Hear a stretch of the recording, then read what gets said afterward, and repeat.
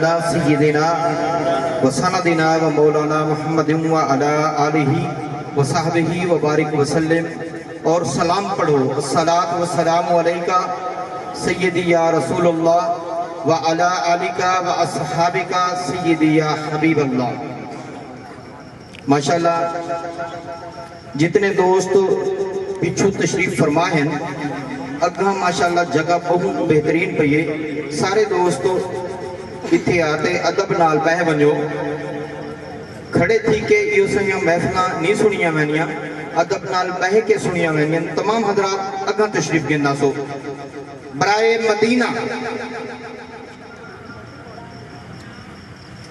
سارے دوست اگاں تشریف گندا سو.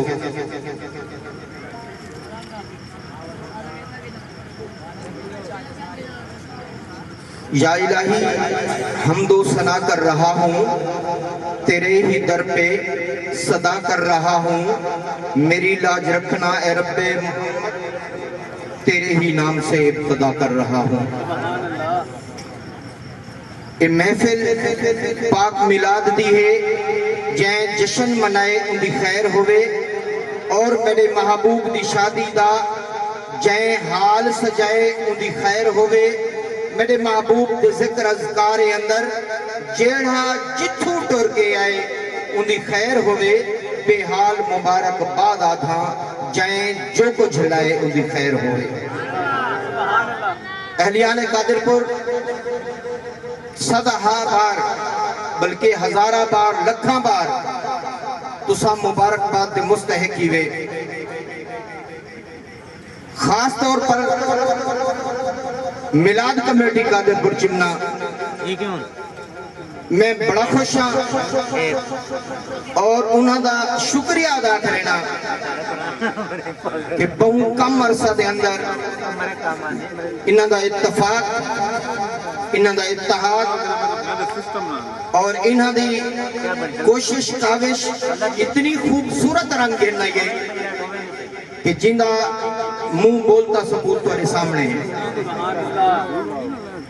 اور ان دے علاوہ اہلیان قادر پور جتنے جذبے نال جتنے جوش نال جتنی محبت نال جلوس عید میلاد النبی منینے انہوں کو بھی مبارک باد آدھا وہ بھی مبارک باد مستحق ہیں.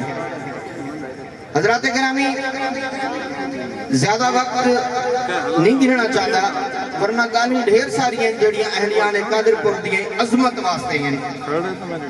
میں بڑا خوش ہوں اللہ پاک کا کو سلامت رکھے نبی سیدہ صدقہ نبی سیدی شفاعت تو پہراوار فرماوے. اور میں ہوں تارے سامنے مدرس جامع غوثیہ مفتی محمد عامر جلالی صاحب کو دعوت خطاب پیش کرے سا. تو ذرا ذوق دار نعرہ محبت والا نعرہ عاشق والا نعرہ سینے دے وچوں آواز کڈتے مدینے پہنچاون والا نعرہ سنے سو. اور میں خطیب اعظم کو دعوت کرے سا نعرہ تکبیر تے ایک ہاتھ بلند کرو جہاں تو کو پیدا کیتے ان دی عظمت واسطے اور نعرہ رسالت تے دو ہاتھ بلند کرو ان دی شفاعت منگنی ہے. تا نعرہ تکبیر نعرہ نعرہ حیدری عظمت مصطفیٰ. سبحان اللہ ماشاءاللہ ماشاءاللہ. بسم اللہ الرحمن الرحیم. الحمدللہ الحمدللہ علی ما انعم وعلم من البیان ما لم نعلم والصلاة على سيدنا محمد خير من نطق بالصواب وأفضل من أوتي الحكمة وفصل الخطاب وعلى آله الأطهار وصحابته الأخيار. أما بعد فأعوذ بالله من الشيطان الرجيم. بسم الله الرحمن الرحيم. والضحى والليل إذا سجى صدق الله العظيم. بآواز بلند حضور کی ذات پہ درود و سلام کا نذرانہ پیش کریں. الصلاۃ والسلام علیکہ یا رسول اللہ. جو بندہ نہیں بول سکتا اس کی مجبوری ہے، سمجھ میں آتا ہے. جو بول سکتا ہے وہ بھی سمجھ میں نہیں آتا. وہ کیسا امتی ہے اپنے نبی کا نام سنتا ہے پھر درود نہیں پڑھتا.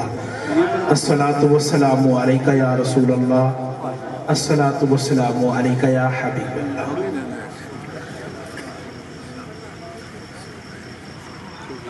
احیان قادر پور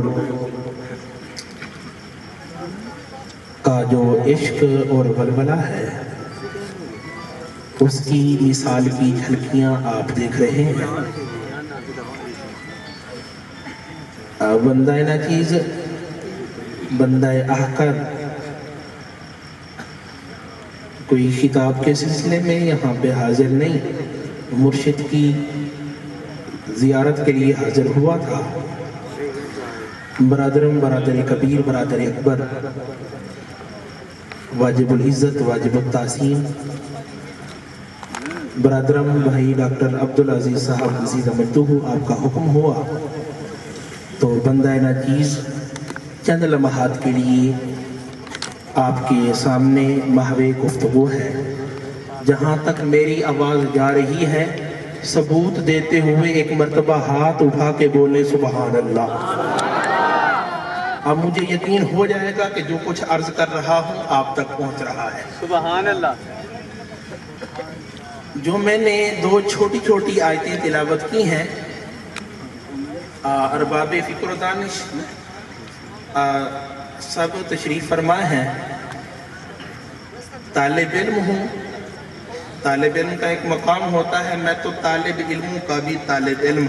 صرف نحو کی کتابوں میں حضور لکھا جاتا ہے ما آنا الا طالب. طالب یہ تصغیر کا صیغہ ہے، مطلب طالب علم نے چھوٹا سا طالب علم ہوں. غلطی ہو جائے تو انسان ہے، بعد میں اصلاح کر دیجئے گا. جو دو میں نے چھوٹی چھوٹی دو آیتیں پڑھی ہیں،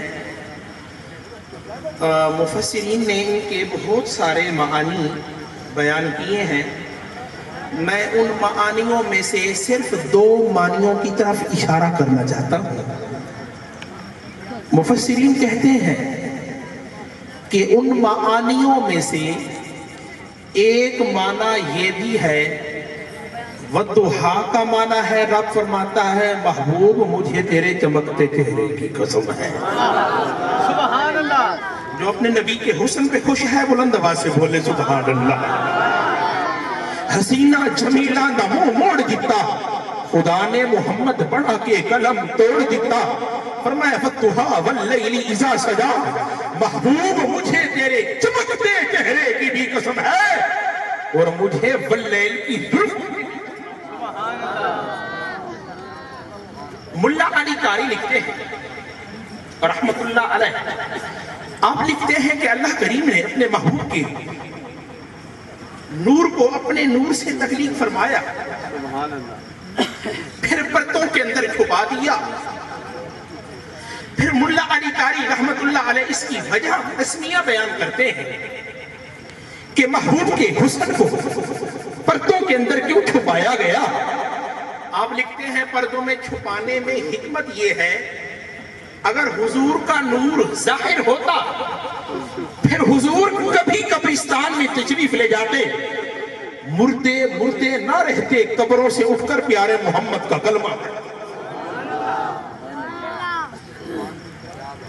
جناب موسیٰ علیہ السلام، آپ نے نور کی ایک چھوٹی سی تجلی دیکھی تھی.